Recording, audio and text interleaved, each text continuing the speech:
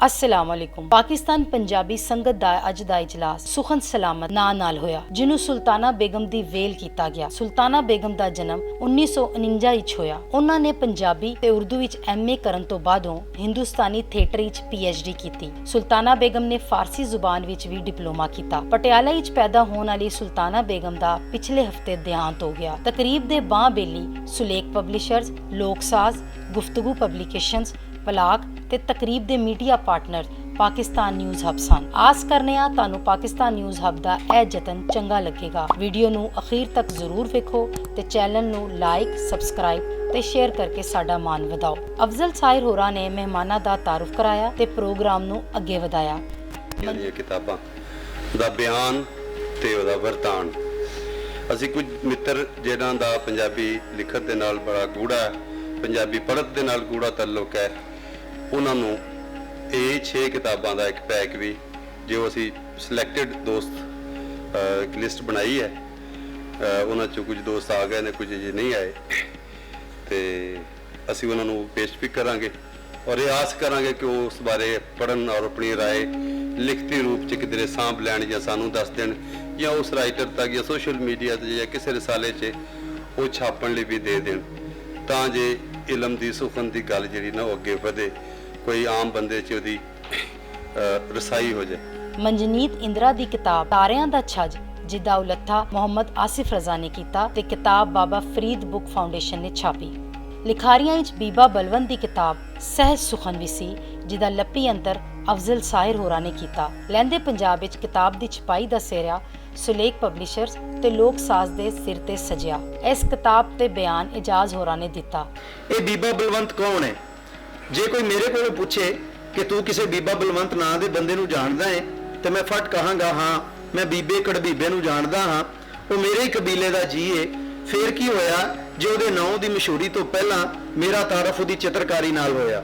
ਉਸ ਤੋਂ ਕਿਧਰੇ ਮਗਰੋਂ ਖਬਰੇ ਕਦੋਂ, ਕਿਸ ਵੇਲੇ, ਕਿਸ ਦਿਨ, ਕਿਹੜੇ ਪੈਰ ਉਹਦੀ ਇੱਕ ਅੱਧ ਨਜ਼ਮ ਫੇਸਬੁੱਕ ਰਾਹੀਂ ਕਿਸੇ ਮਿੱਤਰ ਦੀ ਟਾਈਮਲਾਈਨ ਉੱਤੇ ਜਾਂ ਫਿਰ ਇੱਧਰ ਉੱਧਰ ਪੜ੍ਹੀ ਸੁਣੀ ਜਾਂ ਵੇਖੀ, ਇੰਜ ਉਹਦੀ ਸ਼ਖਸੀਅਤ ਦੇ ਫੁੱਲ ਦੀ ਖੁਸ਼ਬੂ ਦਾ ਮੇਰੇ ਤੀਕ ਵੱਖ-ਵੱਖ ਵਸੀਲਿਆਂ ਨਾਲ ਆਪਣਾ ਇਸ ਗੱਲ ਦੀ ਸ਼ਾਦੀ ਭਰਦਾ ਹੈ ਕਿ ਉਹ ਇੱਕ ਬੇਚੈਨ ਰੂਹ ਹੈ ਤੇ ਗੁਣੀ ਕਲਾਕਾਰ ਵੀ, ਜਿਹਦੀ ਗੁਣਵੰਤਾ ਦਾ ਭੇਤ ਪਿਛਲੇ ਕੁਝ ਦਿਨਾਂ ਵਿੱਚ ਮੇਰੇ ਤੇ ਵੇਲੇ ਖੁੱਲ੍ਹਦਾ ਰਿਹਾ ਹੈ। ਪਰ ਇਸ ਤੋਂ ਵੀ ਪਹਿਲਾਂ ਮੈਂ ਉਹਦੀ ਚਿੱਤਰਕਾਰੀ ਦੇ ਵੱਖ-ਵੱਖ ਫਨੀ ਨਮੂਨਿਆਂ ਪਾਰੋਂ ਉਹਦੀ ਕਲਾਕਾਰੀ ਦਾ ਆਨੰਦ ਜ਼ਰੂਰ ਮਾਣਦਾ ਰਿਹਾ। ਇੰਜ ਉਹਦਾ ਸ਼ਾਇਰ ਹੋਣਾ ਮੇਰੇ ਲਈ ਕਿਸੇ ਅਚੰਭੇ ਭਰਿਆ ਨਹੀਂ ਸੀ ਤੇ ਨਾ ਹੀ ਉਸ ਦੀ ਨਵੇਕਲੀ ਤੇ ਮੁਨਫਰਦ ਆਵਾਜ਼ ਮੇਰੇ ਲਈ ਅਚਰਜ ਸੀ। ਬੀਬਾ ਬਲਵੰਤ ਇੱਕ ਹਸਾਸ ਜੀ ਏ ਤੇ ਉਹਦੇ ਮਨ ਦੀ ਪਿਆਸੀ ਧਰਤ ਦੀ ਤਰੇ ਹਨੇਰਾ ਪੀਵਣ ਨਾਲ ਨਹੀਂ ਬੁਝਣੀ। ਉਹ ਉਸ ਬੰਜਰ ਤੇ ਸੋਕਿਆ ਮਾਰੀ ਜ਼ਮੀਨ ਉੱਤੇ ਕਿਰਨਾਂ ਦੇ ਸਜਰੇ ਬੂਟੇ ਉਗਾਉਣ ਦਾ ਚਾਹੀਵਾਨ ਹੈ। ਉਸ ਨੂੰ ਪੱਕ ਕੇ ਕਿ ਉਹਨਾਂ ਰਿਸ਼ਮਾਂ ਦੀ ਮਹਿਕ ਨਾਲ ਉਹ ਇੱਕ ਨਾ ਇੱਕ ਦਿਨ ਆਪਣੀ ਸਦੀਆਂ ਤੋਂ ਠਰਦੀ ਹੋਈ ਰੂਹ ਨੂੰ ਨਿੱਘ ਪੜਾਉਣ ਦੇ ਯਤਨ ਜ਼ਰੂਰ ਆਰੰਭ ਲਵੇਗਾ। ਸ਼ਾਇਦ ਇਸ ਲਈ ਉਹ ਸੂਰਜ ਅੱਗੇ ਆਪਣੀ ਇਹ ਅਰਜ਼ੋਈ ਜ਼ਾਹਰ ਕਰਦਾ ਹੈ ਕਿ ਉਹਦੀ ਤ੍ਰਿਪਤੀ ਲਈ ਕੁਝ ਕਿਰਨਾਂ ਉਹਨੂੰ ਦਾਨ ਕਰ ਦੇਵੇ ਤਾਂ ਜੋ ਉਹ ਉਹਨਾਂ ਦੀ ਵਾਸ਼ਨਾ ਨਾਲ ਆਪਣਾ ਅੰਦਰ ਮਹਿਕਾ ਸਕੇ। ਬੀਬਾ ਬਲਵੰਤ ਦੀ ਪੰਜਾਬੀ ਸ਼ਾਇਰੀ ਆਪਣੀ ਹੋਂਦ ਨਾਲ ਮੁਲਾਕਾਤ ਕਰਕੇ ਆਏ ਸ਼ਾਇਰ ਦੀ ਆਪਣੇ ਹਮਜ਼ਾਦ ਨਾਲ ਖੁਦ ਕਲਾਮੀ ਨਹੀਂ ਤੇ ਹੋਰ ਕੀ ਹੈ। ਉਸ ਦੀ ਆਵਾਜ਼ ਨਾ ਕਿਧਰੇ ਪਾਸ਼ ਵਾਂਗ ਨਾਰਾ ਬਣਦੀ ਏ ਤੇ ਨਾ ਕਿਥਾਈ ਸ਼ਿਵ ਕੁਮਾਰ ਬਟਾਲਵੀ ਵਾਂਗ ਦੁਖਾਂਤ ਭਰੀ ਹਯਾਤੀ ਵਿੱਚੋਂ ਪੁੰਗਰਦੀ ਏ। ਉਸ ਵਿੱਚ ਪੈਗੰਬਰਾਂ ਵਾਲਾ ਰੋਬ ਵੀ ਏ ਤੇ ਪੰਜਾਬੀ ਦੀ ਕਲਾਸਿਕੀ ਸ਼ਾਇਰੀ ਵਾਲਾ ਗੁਣ ਗਿਆਨ ਵੀ। ਉਹ ਬੜੇ ਠਰਮੇ ਤੇ ਧੀਰਜ ਨਾਲ ਸਾਨੂੰ ਕੁਝ ਆਖਣਾ ਲੋੜਦੀ ਏ। ਉਹਦੀ ਆਵਾਜ਼ ਵਿਚਲਾ ਨਿੱਘ ਸਾਨੂੰ ਹਾਕਾ ਮਾਰ-ਮਾਰ ਆਪਣੇ ਕੋਲ ਬੁਲਾਉਂਦਾ ਏ ਤੇ ਅਸੀਂ ਕਿਸੇ ਥੱਕੇ ਹਾਰੇ ਪਾਂਧੀ ਵਾਂਗ ਉਹਦੀ ਸ਼ਾਇਰੀ ਦੇ ਸਾਵੇ ਬਿਰਖ ਹੇਠਾਂ 2 ਘੜੀਆਂ ਅੱਖਾਂ ਮੁੰਦ ਕੇ ਸੁੱਖ ਦਾ ਸਾਹ ਲੈਣਾ ਲੋੜਦੇ ਹਾਂ। ਇੱਥੇ ਹੀ ਸ਼ਾਇਰ ਸਾਨੂੰ ਆਪਣੀ ਕੋਈ ਅਣਲਿਖੀ ਨਜ਼ਮ ਨੂੰ ਪੂਰੀਆਂ ਕਰਨ ਦੀ ਕੋਸ਼ਿਸ਼ ਕਰਦਾ ਹੋਇਆ ਜਾਪਦਾ ਹੈ, ਕਿਉਂ ਜੋ ਉਸ ਨੂੰ ਯਕੀਨ ਹੈ ਕਿ ਕਦੇ ਨਾ ਕਦੇ ਸਹਿਜ ਸੁਭਾਵਕ ਉਹ ਅਣਲਿਖੀ ਕਵਿਤਾ ਜਿਵੇਂ ਕਿਵੇਂ ਲਿਖੀ ਲਵੇਗਾ ਅਤੇ ਉਸ ਦੀ ਹਰੀ ਕਰੋਂਬਲ ਉਗਾਉਣ ਵਿੱਚ ਕਾਮਯਾਬ ਵੀ ਹੋ ਜਾਵੇਗਾ। ਪਰ ਉਹ ਫੁੱਲ ਤੇ ਖੁਸ਼ਬੂ ਦੇ ਅਜ਼ਲੀ ਰਿਸ਼ਤੇ ਉੱਤੇ ਰਾਤ ਤੇ ਚਾਨਣੀ ਦੇ ਪਕੇਰੇ ਤਲਕ ਬਾਰੇ ਚਿੰਤਾਵੰਦ ਵੀ ਹੈ। ਉਸ ਨੂੰ ਬੜੇ ਦਿਨਾਂ ਤੋਂ ਰੁੱਤ ਦੇ ਨਾ ਪਰਤਣ ਦਾ ਡਾਢਾ ਹਿਰਖ ਹੈ। ਉਸ ਨੂੰ ਦੁੱਖ ਹੈ ਕਿ ਸ਼ਾਖਾਂ ਉੱਤੇ ਸਜਰੇ ਫੁੱਲ ਕਿਉਂ ਨਹੀਂ ਖੇਡ ਰਹੇ, ਚੰਗੇ ਦਿਨਾਂ ਦੀ ਆਸ ਵਿੱਚ ਕਿਉਂ ਉਹਦੀ ਉਡੀਕ ਹੋਰ ਲਮੇਰੀ ਹੁੰਦੀ ਜਾ ਰਹੀ ਹੈ। ਉਹ ਇਨਸਾਨੀ ਰਿਸ਼ਤਿਆਂ ਵਿਚਲੀ ਕੁੜੱਤਣ, ਕਰੋਧ, ਲਾਲਸਾ, ਨਫ਼ਰਤ ਤੇ ਮਾਦੀਅਤ ਪਸੰਦ ਸੋਚ ਉੱਤੇ ਨਿਰੇ ਅਥਰੂ ਹੀ ਨਹੀਂ ਘੇਰਦਾ। ਉਹ ਤੇ ਪੜ੍ਹਨ ਵਾਲਿਆਂ ਦੇ ਦਿਲਾਂ ਵਿੱਚ ਨਵੀਂ ਹਯਾਤੀ ਦੀ ਸੱਦਰ ਜਗਾਉਣ ਦਾ ਉਪਰਾਲਾ ਵੀ ਕਰਦਾ ਹੈ। ਉਹਦੀ ਖੁਦ ਕਲਾਮੀ ਵਿੱਚ ਇੱਕ ਜਿਹਾ ਪਰਦਾ ਜਾਂ ਉਹਲਾ ਹੈ ਜਿਹੜਾ ਉਹਦੇ ਹਮਜ਼ਾਦ ਉੱਤੇ ਹਮਜ਼ਾਦ ਅਤੇ ਕਵਿਤਾ ਵਿਚਲੇ ਤਖਲੀਕੀ ਸਫ਼ਰ ਤੋਂ ਲੈ ਕੇ ਉਸ ਦੇ ਨਿੱਜੀ ਜੀਵਨ ਅਤੇ ਉਹਦੀ ਸਾਰੀ ਪੜ੍ਹਾਈ ਲਿਖਾਈ ਵਿਚਾਰਧਾਰਾ ਅਤੇ ਸੂਝ ਸਿਆਣਪ ਤੇ ਆਧਾਰਿਤ ਹੈ। ਤਰਸਪਾਲ ਕੌਰ ਦੇ ਸ਼ੇਰੀ ਪਰਾਗੇ ਸ਼ਾਹਰਗ ਤੇ ਇਕਬਾਲ ਕੈਸਰ ਹੋਰਾਂ ਨੇ ਚਾਨਣ ਪਾਇਆ ਕਿ ਇਹ ਕਿਤਾਬ ਜਿਹੜੀ ਹੈ ਬਹੁਤ ਛੋਟੀ ਜਿਹੀ ਕਿਤਾਬ ਹੈ ਆਪਣੇ ਹੁਜਮ ਦੇ ਇਤਬਾਰ ਨਾਲ, ਔਰ ਇਹਦੇ ਚ ਨਜ਼ਮਾਂ ਵੀ ਨੇ, ਲੰਮੀਆਂ ਨਜ਼ਮਾਂ ਵੀ ਨੇ, ਗਜ਼ਲਾਂ ਵੀ ਨੇ, ਔਰ ਬਹੁਤ ਛੋਟੇ ਛੋਟੇ ਇਹਦੇ ਚ ਬਿਆਨ ਵੀ ਮੌਜੂਦ ਨੇ।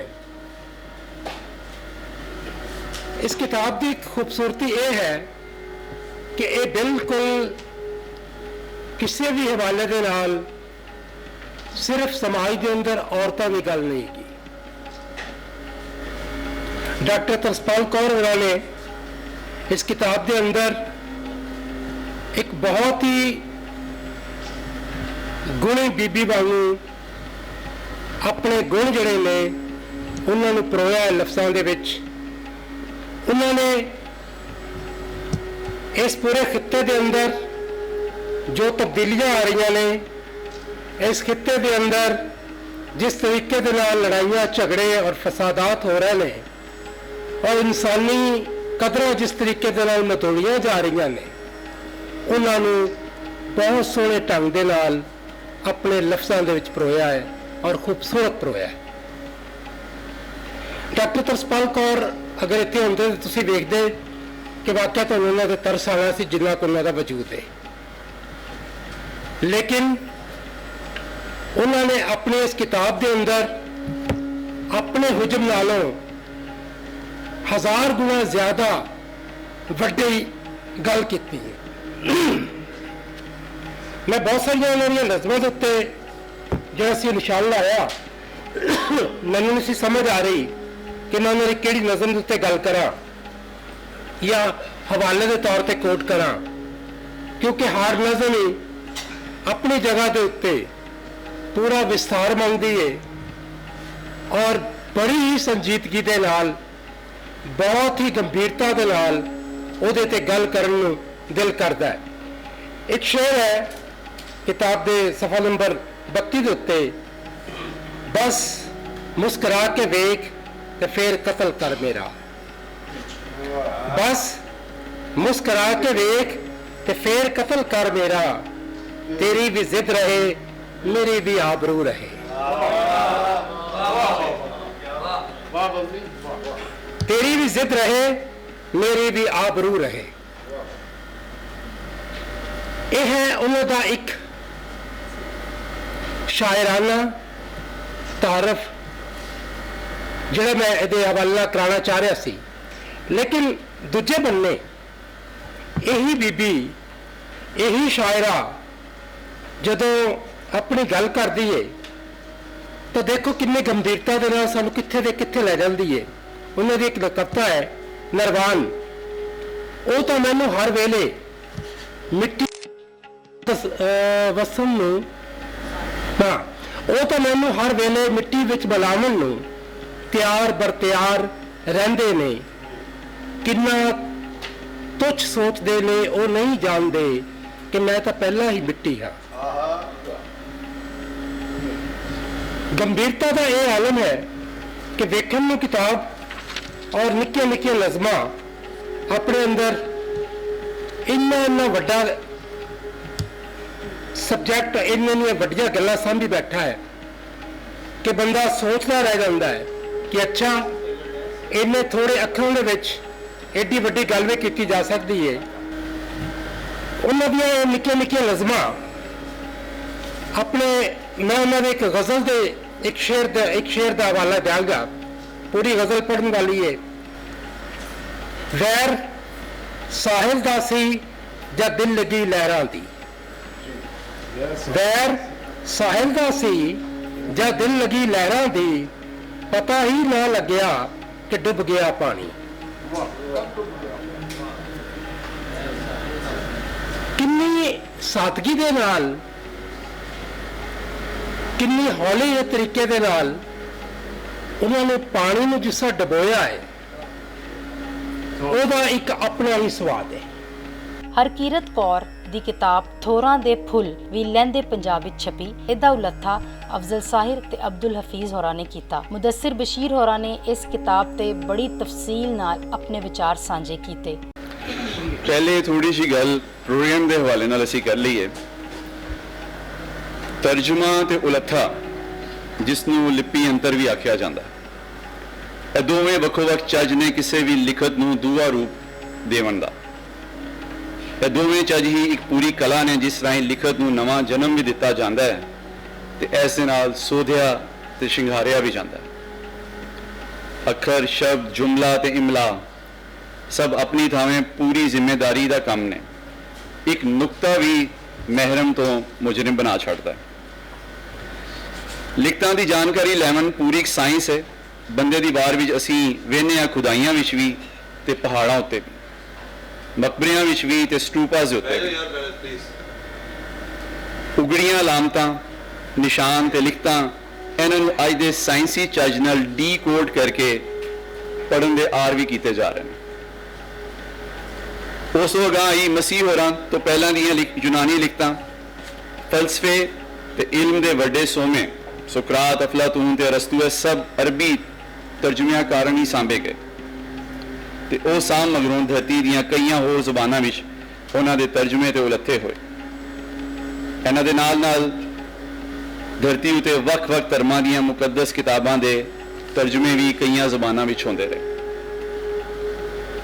ਹੁਣ ਜੇ ਖਾਸ ਸੁਲੇਖ ਜਾਂ ਸਾਹਤ ਦੀ ਗੱਲ ਕਰੀਏ ਤੇ ਪਹਿਲਾਂ ਅੰਗਰੇਜ਼ਾਂ ਨੂੰ ਵੇਖੀਏ ਜਿਨ੍ਹਾਂ ਆਪਣੀ ਬੋਲੀ ਨੂੰ ਸਾਰੇ ਜੱਗ ਦੀ ਬੋਲੀ ਬਣਾ ਛੱਡਿਆ। ਇਸ ਕੰਮ ਦੇ ਵਧਾਵੇ ਵੀ ਜਿੱਥੇ ਉਹਨਾਂ ਆਪਣੀ ਕਾਨੂੰਨੀਆਂ ਵਿੱਚ ਆਪਣੀ ਬੋਲੀ ਲਾਗੂ ਕੀਤੀ, ਉਹਦੇ ਨਾਲ ਨਾਲ ਚੌਖਾ ਧਨ ਪੈਸਾ ਵਰਤ ਕੇ ਟ੍ਰਾਂਸਲੇਸ਼ਨ ਇੰਡਸਟਰੀ ਵੀ ਉਸਾਰੀ। ਸਾਰੀ ਦੁਨੀਆ ਦੇ ਦੇਸ਼ਾਂ ਵਿੱਚ ਹਰ ਤਰ੍ਹਾਂ ਦੀ ਪੜ੍ਹਾਈ ਲਿਖਾਈ ਅਗਲਿਆਂ ਆਪਣੀ ਬੋਲੀ ਵਿੱਚ ਕਰ ਛੱਡੀ। ਆਪਣਾ ਸੁਲੇਖ ਦੂਜੀਆਂ ਬੋਲੀਆਂ ਵਿੱਚ ਤੇ ਦੂਜਿਆਂ ਦਾ ਕੰਮ ਆਪਣੀ ਬੋਲੀ ਵਿੱਚ। ਅੱਜ ਅਸੀਂ ਰੂਸੀ, ਜਰਮਨੀ ਤੇ ਫਰਾਂਸੀਸੀ ਸਾਹਿਬ ਭਾਵੇਂ ਇੱਧਰ ਦੀ ਬੋਲੀਆਂ 'ਚ ਹੀ ਪੜ੍ਹੀਏ, ਪਰ ਉਹਨਾਂ ਦੇ ਤਰਜਮੇ ਹੋਏ ਅੰਗਰੇਜ਼ੀ ਵਿੱਚ ਹੀ ਸਨ। ਅੰਗਰੇਜ਼ ਕਾਨੂੰਨੀ ਗੀਰਾਂ ਜਿੱਥੇ ਆਪਣੀ ਬੋਲੀ ਦੀ ਸਾਂਭ ਕੀਤੀ, ਉੱਥੇ ਹੀ ਉਹਨਾਂ ਦੂਜੀ ਬੋਲੀਆਂ ਨਾਲ ਕੀ ਕੀਤਾ। ਆਪਣੇ ਘਰ ਵੱਲ ਨਿਗਾਹ ਪਾਈਏ, ਇੱਥੇ ਉਹਨਾਂ ਪੱਕਾ ਪੀੜਾ ਕੰਮ ਫੋਰਟ ਵਿਲੀਅਮ ਕਾਲਜ ਤੋਂ ਛੋਇਆ। ਲਿਖਤਾਂ, ਤਰਜਮੇ, ਕਿੱਸੇਕਾਰੀਆਂ, ਹਿੰਦੁਸਤਾਨੀ ਆਖ ਲਓ ਜਾਂ ਉਰਦੂ, ਉਹਨਾਂ ਵਿੱਚ ਹੋਏ। ਕਿਹੜੀਆਂ ਕਿਤਾਬਾਂ ਨੂੰ ਛਾਂਟਿਆ ਗਿਆ, ਕਿੰਨਾਂ ਦੀ ਤੇ ਕਾਥੋਂ ਉਹਨਾਂ ਦੀ ਚੋਣ ਕੀਤੀ ਗਈ, ਇਹ ਸਾਰਾ ਕੰਮ ਪੂਰੀ ਸਿਆਸੀ ਸਮਝ ਨਾਲ ਕੀਤਾ ਗਿਆ। ਇੱਥੇ ਦੇ ਲੋਕਾਂ ਦਾ ਕੰਮਕਾਰ, ਵਾਰ, ਰਹਿਤਲ, ਵਸੋਂ ਸਭ ਅਗਲਿਆਂ ਦੇ ਚਿੱਤ ਚੇਤ ਵਿੱਚ ਸੀ। ਤੁਸੀਂ ਦੇਖਦਾ ਇੱਕ ਚੌਲ ਡਿਪਟੀ ਨਜ਼ੀਰ ਅਹਿਮਦ ਹੀ ਵੇਖ ਲਓ, ਦਰਬਾਰ ਸਰਕਾਰ ਆਲੀਆ ਨਾਲ ਜੁੜਿਆ, ਸ਼ਾਹੀ ਦਰਬਾਰੀ ਬੋਲੀ, ਮਨ ਦੀਆਂ ਬੋਲੀਆਂ ਤੋਂ ਪੜਿਆ ਲਿਖਿਆ ਤੇ ਅਸ਼ਰਾਫੀਆ ਖਵਾਇਆ। ਤੇ ਦੂਜੇ ਪਾਸੇ ਹੀਰੇ ਨਿਮਾਣੇ ਹੱਥੀਂ ਕੰਮ ਕਰਨ ਵਾਲੇ ਵਾਹੀਵਾਨ ਮਜ਼ਦੂਰ ਜੇ ਆਪਣੀ ਬੋਲੀ ਬੋਲਣ ਤੇ ਉਹ ਉਜੜ ਤੇ ਜਾ ਲਿਖਵਾਏ। ਇਸ ਤੋਂ ਵੱਡਾ ਹੋਰ ਕੀ ਦੁਖਾਂਤ ਹੋਵੇਗਾ ਕਿ ਸਾਡੇ ਪਾਪੜੇ ਵਾਰ ਤੋਂ ਵਾਂਝੇ ਸੂਝਵਾਨਾਂ ਦਾ ਮਕੂਟਾ ਪਾਏ ਆਪਣੇ ਨਿਸਾਬ ਵਿੱਚ ਲਿਖਦੇ ਨੇ ਫੋਰਟ ਵਿਲੀਅਮ ਕਾਲਜ ਮੂਵਮੈਂਟ ਤੇ ਆਜ਼ਾਦੀ ਦੀ ਅਸਲ ਲਹਿਰ 1857 ਵਾਲੀ ਨੂੰ ਗਦਰ ਆਖਦੇ ਨੇ। ਇਹ ਕਮਾਲ ਕੰਮ ਵੀ ਸਾਡੇ ਇੱਧਰ ਦੇ ਹੀ ਦੇਸ਼ਾਂ ਵਿੱਚ ਨੇ। ਉਸ ਕਾਲਜ ਮਗਰੋਂ ਕਿਹੜੀਆਂ ਅੰਜੁਮਨਾਂ ਬਣੀਆਂ, ਮੁਸ਼ਾਇਰੇ ਹੋਏ, ਸ਼ਮਸੁਲ ਉਲਮਾ ਖਵਾਏ, ਇਹ ਸਭ ਕੁਝ ਦੇਸ਼ ਪੰਜਾਬ ਵਿੱਚ ਹੀ ਹੋਇਆ। ਐਸੇ ਕਾਰਨ ਮੀਆਂ ਮੁਹੰਮਦ ਬਖਸ਼ ਤੇ ਖਵਾਜਾ ਫਰੀਦ ਨੂੰ ਆਪਣੀ ਬੋਲੀ ਸਾਂਭਣ ਲਈ ਅਗਾਹ ਹੋਣਾ ਪਿਆ। ਇੱਕ ਹੋਰ ਸਿਆਸੀ ਬਰੀਕੀ ਵੇਖੋ ਕਿ ਫੋਰਟ ਵਿਲੀਅਮ ਤੋਂ ਨਿਕਲੀ ਪੜ੍ਹਾਈ ਲਿਖਾਈ ਨੂੰ ਕਿਵੇਂ ਇੱਥੇ ਪ੍ਰਚਾਰਿਆ ਗਿਆ। ਧਰਮ ਇਸਲਾਮ ਦਾ ਮੁੱਢ ਅਲ ਹਿਜਾਜ਼ ਤੋਂ ਹੈ। ਅਰਬ ਦੇਸ਼ ਦੀ ਰਹਿਤਲ, ਕੁਰਾਨ ਸ਼ਰੀਫ ਅਰਬੀ ਜ਼ਬਾਨ ਵਿੱਚ, ਫਿਰ ਇਰਾਨੀਆਂ ਤੇ ਤੁਰਕੀਆਂ, ਸ਼ਾਹੀ ਬੋਲੀ ਫਾਰਸੀ ਨੂੰ ਹੀ ਰੱਖਿਆ। ਅਗਲੇ ਸਾਈਆਂ 1200 ਵਰਿਆਂ ਮਗਰੋਂ ਇੱਕ 200 ਵਰੇ ਪੁਰਾਣੀ ਬੋਲੀ ਨੂੰ ਮੁਸਲਮਾਨਾਂ ਦੀ ਜ਼ੁਬਾਨ ਆ ਕੇ ਕਿਆ ਵੰਡਾਂ ਪਾਈਆਂ, ਰਹੇ ਰੱਬ ਦਾ ਨਾਮ। ਖਲਕਤ ਵਿੱਚ ਫੇਰ ਵੀ ਧਰਤੀ ਉੱਤੇ ਬੋਲੀ ਦੀ ਲਹਿਰ ਨਾਲ ਨਾਲ ਟੁਰਦੀ ਰਹੀ ਤੇ ਅੰਗਰੇਜ਼ਾਂ ਇੱਕ ਹੋਰ ਖੇਡ ਖੇਡੀ। ਪੰਜਾਬੀ ਨੂੰ ਦੇਵਨਾਗਰੀ ਤੇ ਕੁੱਖ ਤੋਂ ਨਿਕਲਿਆ ਸਕ੍ਰਿਪਟ ਜਾਂ ਲਿਪੀ ਗੁਰਮੁਖੀ ਦਾ ਦਮ ਬਣ ਛੱਡਿਆ। ਉਸ ਕਾਰਨ ਪੰਜਾਬੀ ਸਿੱਖੀਜ਼ਮ ਨਾਲ ਜੁੜ ਗਈ। ਸਵਾਲ ਹੈ ਉਸਦਾ ਹੈ ਕਿ ਬਾਬਾ ਫਰੀਦ, ਭਗਤ ਕਬੀਰ, ਸੱਚਲ ਸਰਮਤ, ਬੁੱਲੇ ਸ਼ਾਹ, ਵਾਰਸ ਸ਼ਾਹ, ਖਵਾਜਾ ਫਰੀਦ ਦੇ ਸ਼ਾਹਮੁਖੀ ਕੰਮ ਨੂੰ ਹੁਣ ਤੁਸੀਂ ਕਿਸ ਖਾਤੇ 'ਚ ਪਾਓਗੇ? ਵੰਡ ਮਗਰੋਂ 70 ਦੇ ਦਹਾਕੇ ਤੋਂ ਟੁਰੀ ਸੱਜਰੀ ਪੰਜਾਬੀ ਲਹਿਰ ਅੱਜ ਨਵੀਂ ਟੈਕਨੋਲੋਜੀ ਦੀ ਸੌਖਤ ਕਾਰਨ ਰੋਜ਼ ਦਿਹਾੜੀ ਪੁੰਗਰਦੀ ਜਾ ਰਹੀ ਹੈ। ਕੁਝ ਵਰੇ ਪਹਿਲਾਂ ਅਸੀਂ ਇੱਥੇ ਕੁਲਵੰਤ ਸਿੰਘ ਵਿਰਕ, ਸੰਤੋਖ ਸਿੰਘ ਧੀਰ, ਗੁਰਦਿਆਲ ਸਿੰਘ, ਅੰਮ੍ਰਿਤਾ ਪ੍ਰੀਤਮ, ਦਲੀਪ ਕੌਰ ਟਵਾਣਾ, ਜਸਵੰਤ ਸਿੰਘ ਕੰਵਲ ਦੇ ਨਾਲ ਸ਼ਿਵ ਤੇ ਪਾਸ਼ ਵਰਗੇ ਸ਼ਾਇਰਾਂ ਨੂੰ ਸ਼ਾਹਮੁਖੀ ਲਿਪੀ ਵਿੱਚ ਪੜ੍ਹਿਆ। ਐਵੇਂ ਡਾਕਟਰ ਰਘਬੀਰ ਸਿੰਘ ਨੇ ਚੜ੍ਹਦੇ ਪੰਜਾਬ ਵਿੱਚ ਪਹਿਲੀ ਵਾਰੀ ਨਜਮ ਹੁਸੈਨ ਸਈਦ ਦੇ ਕੰਮ ਦਾ ਉਲੱਥਾ ਕੀਤਾ ਤੇ ਇਸ ਦੇ ਨਾਲ ਹੁਣ ਤੀਕਰ ਕਈ ਲਹਿੰਦੇ ਦੇ ਲਿਖਾਰੀ ਸ਼ਾਇਰਾਂ ਦਾ ਕੰਮ ਉੱਥੇ ਗੁਰਮੁਖੀ ਲਿਪੀ ਵਿੱਚ ਉਲੱਥਿਆ ਗਿਆ। ਅੱਜ ਅਸੀਂ 6 ਕਿਤਾਬਾਂ ਤੁਹਾਡੇ ਮੋਹਰੇ ਧਰੀਆਂ ਨੇ। ਇਹਨਾਂ ਲਿਖਾਰੀਆਂ ਤੇ ਸ਼ਾਇਰਾਂ ਦੀ ਮਿਹਨਤ ਤੇ ਕਲਾ ਆਪਣੀ ਥਾਵੇਂ। ਇਹਦੇ ਨਾਲ ਧੰਨ ਭਾਗ ਉਹਨਾਂ ਨੂੰ ਕਿ ਇਸ ਪੁੰਨੇ ਕੰਮ ਉਤੇ ਉਹਨਾਂ ਮਾਂ ਬੋਲੀ ਦੀ ਸੇਵਾ ਕਰਦਿਆਂ ਪੈਸਾ ਧੇਲਾ ਵੀ ਪੱਲੇ ਵੀ ਖਰਚਿਆ। ਇਹਨਾਂ ਦੇ ਨਾਲ ਸ਼ਾਹਮੁਖੀ ਉਲੱਥਾ ਕਰਨ ਵਾਲਿਆਂ ਨੂੰ ਵੀ ਸ਼ਾਬਾਸ਼ੀ, ਜਿਨ੍ਹਾਂ ਮਾਂ ਬੋਲੀ ਦੀ ਸੇਵਾ ਦਾ ਝੰਡਾ ਚੁੱਕਿਆ ਹੋਇਆ ਹੈ ਤੇ ਬਿਨਾਂ ਕਿਸੇ ਨਾਂ ਨਾਵੇਂ ਸ਼ੋਹਰਤ ਦੇ ਲੋਭ ਤੋਂ ਬਸ ਆਪਣਾ ਕੰਮ ਕਰੀ ਜਾ ਰਹੇ ਨੇ। ਹੁਣ ਜੇ ਗੱਲ ਕਰੀਏ ਥੋਰਾਂ ਦੇ ਫੁੱਲ ਦੀ, ਇਸ ਨਾਵਲ ਦੀ ਲੇਖਕ ਹਰਕੀਰਤ ਕੌਰ ਚਾਹਲ ਦੀਆਂ 2 ਕਿਤਾਬਾਂ ਇਸ ਤੋਂ ਪਹਿਲਾਂ ਵੀ ਇੱਥੇ ਸ਼ਾਹਮੁਖੀ 'ਚ ਉਲੱਥਾ ਹੋਈਆਂ ਨੇ। ਸਭ ਤੋਂ ਪਹਿਲਾ ਨਾਵਲ ਆਦਮ ਗ੍ਰਹਿਣ, ਜਿਹੜਾ ਟਾਹਾਂ ਫਾਈਨਲਿਸਟ ਵੀ ਹੋਇਆ, ਉਹਦਾ ਉਲੱਥਾ ਆਸਿਫ ਹੋਰਾਂ ਨੇ ਤੀਜੀ ਮਖਲੂਕ ਦੇ ਨਾਂ ਤੋਂ ਕੀਤਾ। ਉਸ ਮਗਰੋਂ ਲਾਹੌਰ ਯਾਤਰਾ ਦੀ ਪੰਧ ਕਥਾ ਲੱਠੇ ਲੋਕ ਲਾਹੌਰ ਤੇ ਇਸ ਸਰਨਾਮੇ ਤੋਂ ਛਪੀ, ਜਿਹਦਾ ਉਲੱਥਾ ਚਾਂਦ ਸ਼ਕੀਲ ਹੋਰਾਂ ਨੇ ਕੀਤਾ। ਢੇਰ ਸ਼ਾਬਾਸ਼ੀ ਤੇ ਸਤਕਾਰ ਇਸ ਜਵਾਨ ਨੂੰ ਜਿਹਦਾ ਨਾਂ ਉਲੱਥਾਕਾਰ ਦੀ ਹੈਸੀਅਤ ਨਾਲ ਛਪ ਹੀ ਨਾ ਸਕਿਆ, ਪਰ ਉਹਨੇ ਇੱਕ ਅੱਖਰ ਵੀ ਉਲਾਮੇ ਦਾ ਨਾ ਹੀ ਪਬਲਿਸ਼ਰ ਨਾਲ ਬੋਲਿਆ ਤੇ ਨਾ ਹੀ ਲਿਖਾਰੀ ਨਾਲ। ਹਥਲਾ ਨਾਵਲ ਥੋਰਾਂ ਦੇ ਫੁੱਲ, ਇਹਦੇ ਉਲੱਥਾਕਾਰ ਅਫਜ਼ਲ ਸਾਹਿਬ ਤੇ ਅਬਦੁਲ ਹਫੀਜ਼ ਨੇ। ਜੇ ਲਿਖਤਾਂ ਦੀ ਪਰਖ ਪਰਚੋਰ ਵੱਲ ਧਿਆਨ ਪਾਈਏ ਤੇ ਵੇਖਣ ਦੇ ਕਈ ਚੱਜ ਹੁੰਦੇ ਨੇ ਤੇ ਹਰ ਬੰਦੇ ਦੀ ਆਪਣੀ ਆਪਣੀ ਅੱਖ ਵੀ। ਮੈਂ ਇਸ ਉਤੇ ਗੱਲ ਕਰਨ ਤੋਂ ਪਹਿਲਾਂ ਇਸ ਨਾਵਲ ਦੀ ਇੱਕ ਬਰੀਕ ਜੀ ਝਾਤੀ ਜਾਂ ਵਨ ਲਾਈਨਰ ਅਸੀਂ ਵੇਖਦੇ ਹਾਂ। ਕਹਾਣੀ ਦਾ ਮੂਡ 1960 ਦੇ ਦਹਾਕਿਆਂ ਤੋਂ ਛੋਇਆ ਜਾਪਦਾ ਹੈ, ਜਿਸ ਵਿੱਚ ਮੁੱਖ ਖੁੱਲ੍ਹਦਾ ਹੀ ਮੁੱਖ ਪਾਤਰ ਜੇਬੋ ਤੇ ਉਹਦੀ ਜਠਾਣੀ ਦੀ ਗੱਲਬਾਤ ਨਾਲ ਹੈ, ਜਿਹਦਾ ਵਿਆਹ 20 ਵਰ੍ਹਿਆਂ ਪਹਿਲਾਂ ਜਾਗਰ ਦੇ ਨਾਲ ਹੋਇਆ। ਦੋਵੇਂ ਜੀ ਮੈਡੀਕਲ ਰਿਪੋਰਟਾਂ ਤੋਂ ਠੀਕ ਨੇ, ਪਰ ਔਲਾਦ ਨਸੀਬਾਂ ਵਿੱਚ ਨਹੀਂ। ਜਾਗਰ ਦੀ ਮਾਂ ਬੇਬੇ ਸੰਤੀ ਆਪਣੇ ਅਖੀਰਲੇ ਸਾਹਾਂ ਤੀਕਰ ਜਾਗਰ ਦੇ ਬਾਲ ਦੀ ਦਾਦੀ ਬਣਨ ਨੂੰ ਤਰਸਦੀ ਟੁੱਟ ਜਾਂਦੀ ਹੈ। ਲੋਕਾਂ ਦੇ ਮਹਿਣੇ ਤੇ ਆਪਣੀ ਜ਼ਾਤ ਦੇ ਇਕਲਾਪੇ ਕਾਰਨ ਉਹ ਆਪਣੀ ਸਹੇਲੀ ਸੁਰਜੀਤ ਕੌਰ ਤੇ ਜਾਗਰ ਦੀ ਸਲਾਹ ਨਾਲ ਆਪਣੇ ਭਰਾ ਨਰਿੰਜਨ ਦੀ ਹੋਣ ਵਾਲੀ ਔਲਾਦ ਆਪਣੀ ਭਰਜਾਈ ਹਰਬੰਸ ਕੌਰ ਛੱਡ ਕੇ ਕੁਦੇਸਨ ਹੋਈ ਤੇ ਫਿਰ ਕਦੇ ਪਰਤ ਕੇ ਨਾ ਗਈ। ਤਲਾ ਹੋਵੇ ਜਗਸੀਰ ਦਾ ਜਿਹੜਾ 2-2.5 ਦਹਾਕਿਆਂ ਮਗਰੋਂ ਲਾਜੋ ਦੇ ਮਾਪਿਆਂ ਨੂੰ ਲੱਭਣ ਦਾ ਚਾਅ ਕਰਦਾ। ਸ਼ਾਹ ਹੁਸੈਨ ਫਿਰ ਇੱਕ ਵਾਰੀ ਸਾਹਮਣੇ ਆਣ ਖਲੋਤਾ। ਬੁਰੀਆਂ ਬੁਰੀਆਂ ਬੁਰੀਆਂ ਵੇ ਅਸੀਂ, ਬੁਰੀਆਂ ਵੇ ਲੋਕਾਂ, ਬੁਰੀਆਂ ਕੋਲ ਨਾ ਬਹੁ ਸਾਂਝ ਪਾਤ ਕਾਹੂ, ਸੋ ਨਾਹੀ ਸਾਜਨ ਖੋਜਨ ਟੁਰੀਆਂ ਵੇ ਲੋਕਾਂ, ਜਿਨ੍ਹਾਂ ਸਾਈ ਦਾ ਨਾਉ ਨਾ ਲਿੱਤਾ, ਔਰਗ ਨੂੰ ਝੁਰੀਆਂ ਵੇ ਲੋਕਾਂ। ਕਹੇ ਹੁਸੈਨ ਫਕੀਰ ਸਾਈਂ ਦਾ ਸਾਹਿਬ ਸਿਉ, ਅਸੀਂ ਜੁੜੀਆਂ ਵੇ ਲੋਕਾਂ, ਬੁਰੀਆਂ ਬੁਰੀਆਂ ਬੁਰੀਆਂ ਵੇ ਅਸੀਂ, ਬੁਰੀਆਂ ਵੇ ਲੋਕਾਂ, ਬੁਰੀਆਂ ਕੋਲ ਨਾ ਬਹੁ। ਇਹਦੇ ਬਾਝੋਂ ਸੁਲੇਖ ਪਬਲਿਸ਼ਰਸ ਦੀ ਛਾਪੀ ਸੁਲਤਾਨਾ ਬੇਗਮ ਦੀ ਪਹਿਲੀ ਕਿਤਾਬ ਲਾਹੌਰ ਕਿੰਨੀ ਦੂਰ ਏ, ਉਹਦੇ ਤੇ ਬਿਆਨ ਹੋਇਆ। ਇਸ ਕਿਤਾਬ ਦਾ ਉਲੱਥਾ ਵੀ ਅਫਜ਼ਲ ਸਾਹਿਰ ਹੋਰਾਂ ਨੇ ਕੀਤਾ।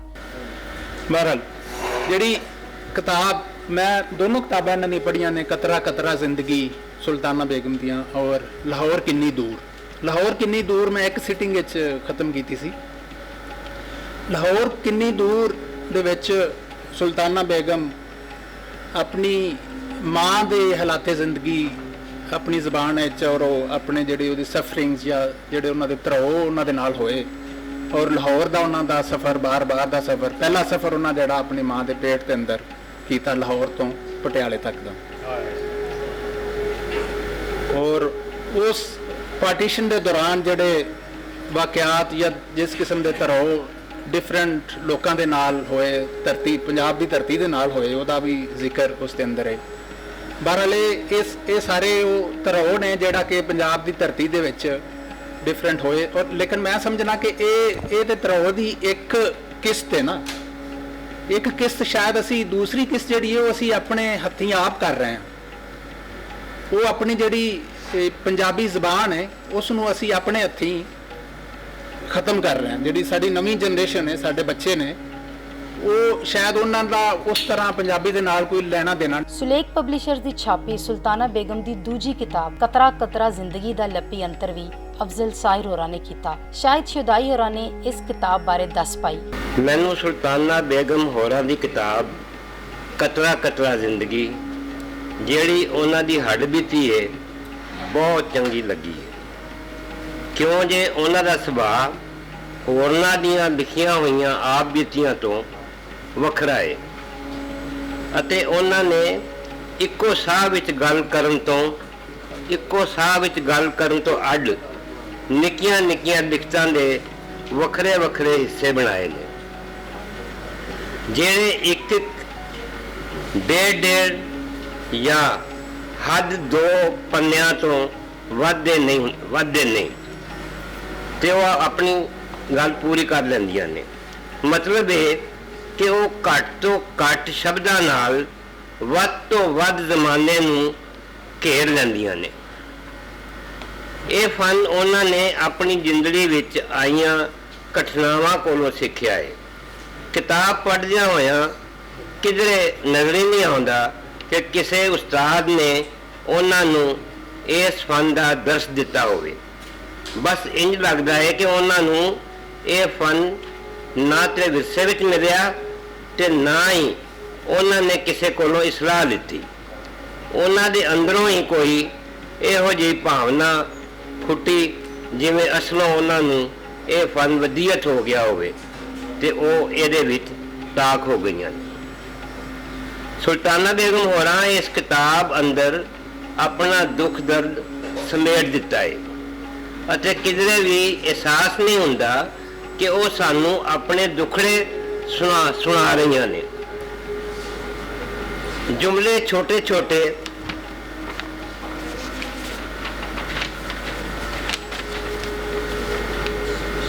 ਜਿਨ੍ਹਾਂ ਵਿੱਚ ਮਾਨਿਆਂ ਦਾ ਠਾਠਾ ਮਾਰਦਾ ਸਮੁੰਦਰ ਹੈ।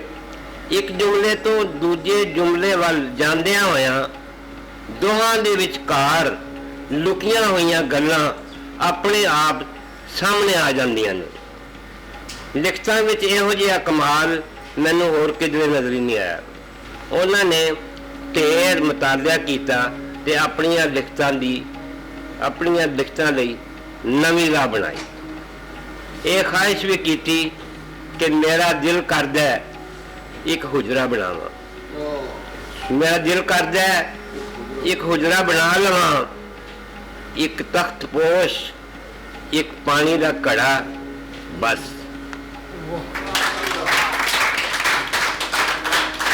ਰਿਆਜ਼ ਦਾਨਿਸ਼ ਹੋਰਾਂ ਨੇ ਕਿਤਾਬਾਂ ਦੀ ਛਪਾਈ ਬਾਰੇ ਆਪਣੇ ਤਜਰਬੇ ਦੀ ਦੱਸ ਪਾਈ। ਤੋ ਕਿਤਾਬ ਪੰਜਾਬੀ ਜ਼ੁਬਾਨ ਦੇ ਵਿੱਚ ਛਪੀ ਹੋਈ ਜਿਸ ਵੇਲੇ ਛਾਪੀ ਜਾਂਦੀ ਹੈ ਤੇ ਉਹਦੇ ਵਿੱਚ ਇਸ ਗੱਲ ਦਾ ਬੜਾ ਧਿਆਨ ਰੱਖਣਾ ਚਾਹੀਦਾ ਹੁੰਦਾ ਹੈ ਕਿ ਇਹਨਾਂ ਕਿਤਾਬਾਂ ਦੀ ਜਿਹੜੀ ਹੈ ਵੇ ਕੰਪੋਜ਼ਿੰਗ ਔਰ ਉਹਦੀ ਜਿਹੜੀ ਉਹਨੂੰ ਦੁਬਾਰਾ ਨਜ਼ਰ ਮਾਰਨੀ 2 ਮਰਤਬਾ 3 ਮਰਤਬਾ ਮਾਰਨੀ ਚਾਹੀਦੀ ਹੈ ਪੈਂਦੀ ਹੈ। ਤੋ ਆਮ ਤੌਰ ਦੇ ਉੱਤੇ ਜਿਹੜੀਆਂ ਇਹ ਕਿਤਾਬਾਂ ਨੇ ਬਹੁਤ ਹੀ ਖੂਬਸੂਰਤ ਸੁੰਦਰ ਤਰੀਕੇ ਨਾਲ ਛਾਇਆ ਕੀਤੀਆਂ ਗਈਆਂ ਨੇ। ਇਹਨਾਂ ਦਾ ਜਿਹੜਾ ਗੈਟਅਪ ਹੈ, ਇਹਨਾਂ ਦੀ ਜਿਹੜੀ ਜਿਲਦਬੰਦੀ ਹੈ, ਇਹਨਾਂ ਦੀ ਜਿਹੜੀ ਕੰਪੋਜ਼ਿੰਗ ਹੈ, ਇਹਨਾਂ ਦੇ ਜਿਹੜੇ ਆਪਣਾ ਪ੍ਰਿੰਟਿੰਗ ਦਾ ਮਾਇਆਰ ਹੈ, ਉਹ ਹਰ ਲਿਹਾਜ਼ ਦੇ ਨਾਲ ਇੱਕ A ਕਲਾਸ ਪ੍ਰਿੰਟਿੰਗ ਜਿਹੜੀ ਹੈ। ਮੈਂ ਦੁਨੀਆ ਦੀਆਂ ਅੱਛੀਆਂ ਖਾਸੀਆਂ ਕਿਤਾਬਾਂ ਜਿਹੜੀਆਂ ਨੇ ਵੇਖੀਆਂ ਛਪੀਆਂ ਹੋਈਆਂ। ਬਾਬਾ ਨਜਮੀ ਹੋਰਾਂ ਨੇ ਤਕਰੀਬ ਬਾਰੇ ਆਪਣੇ ਖਿਆਲਾਤ ਸਾਂਝੇ ਕੀਤੇ। ਇਹ ਅੱਛੀ ਗੱਲ ਹੈ ਕਿ ਉਹਨਾਂ ਕਿਤਾਬਾਂ ਦੀ ਅੱਜ ਸਾਡੇ ਇੰਨੇ ਸਾਰੇ ਸੱਜਣਾ ਦੇ ਸਾਹਮਣੇ ਮੁੱਖ ਖਾਲੀ ਹੋਈ ਹੈ। ਕਾਸ਼ ਕਿ ਉਸ ਜੋ ਸਾਡੇ ਸੱਜਣਾ ਨੇ, ਸਾਡੇ ਪਿਆਰਿਆਂ ਨੇ, ਸਾਡੇ ਲਿਖਾਰੀਆਂ ਨੇ, ਸਾਡੇ ਦਾਨਿਸ਼ ਹੋਰਾਂ ਨੇ ਇਹਨਾਂ ਕਿਤਾਬਾਂ ਦੇ ਬਾਰੇ ਜੋ ਗੱਲਬਾਤ ਕੀਤੀ ਹੈ, ਕਾਸ਼ ਕਿ ਉਹ ਲੋਕ ਇੱਥੇ ਹੁੰਦੇ और अपनी कंधी और अपनी अखी सुनते और वेखते तो मेरा ख्याल है कि बहुत ही ज्यादा खुश होंगे कि वाह साढ़े बारे इन्ना कुछ क्या जा रहा। बहरहाल बहुत अच्छी किताबां छपियां भी और जिन्होंने दोस्तों ने किताबां छापियां ने उन्होंने मुबारकबाद जिन्होंने भी बहरहाल मेरे वालों को जो भी साढ़े सज्जना ने गलबात की किताबां छपियां। ये रवायत बहुत पुरानी, मेरा ख्याल है कि इंडिया से तो पता नहीं कदों पई होगी, लेकिन पहली रवायत जी सी मेरा ख्याल है कि इकबाल साहब ने पाई सी जदों और उस पढ़ना मैंने नहीं पता जो शिव कुमार बटालवी साहब का मतलब कि जना तुसा दीवान छापया सी, ये बड़ी एक अच्छी रवायत सी। हाँ जी, और उस तो बाद लिखारी जेड़ा अज कम कर रहे हैं, मेरा ख्याल है कि साडा काम जड़िया हुकूमत या साड़ी इधर दियाँ उधर दियाँ हुकूमत नहीं कर रही, वो अज साडे इधर दे ते उधर दे जेड़े पंजाबा दोवां पंजाबां दे लिखारी ने वो पुल तामीर कर रहे हैं कि जेड़ा सानू एक दूजे दे बहुत नेड़े लिया रहे हैं। ये किताबां दे रही अज दा प्रोग्राम और बीबी खसूसन बीबी सुल्ताना जेड़े बेगम ने उन्होंने दा ते बड़ी ख्वाहिश सी कि मेरे हुंदियां इतने किताब की रूनमाई हो, लेकिन इतफाक है कि नहीं तो उस बीबी की बड़ी दुख भरी कहानी जो तुसी किताब पढ़ोगे तो तुहानू पता लग जाएगा। लेकिन 5-4 साल के विच उन्होंने बहुत ज़्यादा नेड़े होने की कोशिश की, कॉन्फ्रेंसा चाहिए मुलाकात। पिछले दिनों असीं इकट्ठे ही मैं तो सारे असीं सज्जन गए सा करतारपुर, तो उत्थे भी आए हैं, दूसरे सज्जन भी आए, गुरबचन जी और दोस्त भी आए, तो उत्थे भी वो माई अल्लाह दे विच कुछ अजीब जी मुहब्बत सी कि उन्हें बड़ी छेती साढ़े पंजाब के लोगों को मोह लिया। ये उन्होंने क्वालिटी सी। और मुबारकबाद जनाबे साहब नू कि जिन्होंने ये प्रोग्राम करवा के उन्होंने गल तुहाडे तिकर और गांह पढ़ाई और उन्होंने किताबें छापन वाले का बहुत बहुत शुक्रिया। तकरीब विच अली बख्श होरा ने बाबा बुल्ले शाह, ख्वाजा गुलाम फरीद ते माधू लाल हुसैन दा कलाम गा के महफिल लुटी।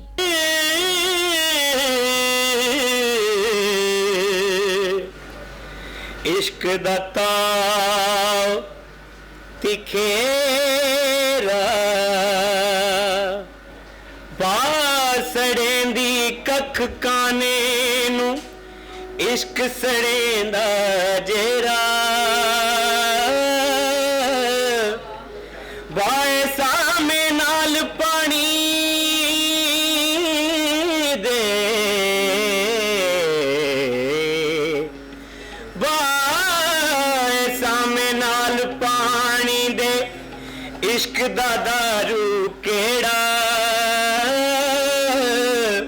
यार मेडे उत्थे चाह न रखी ओ जिथे इश्क लाएगा डेरा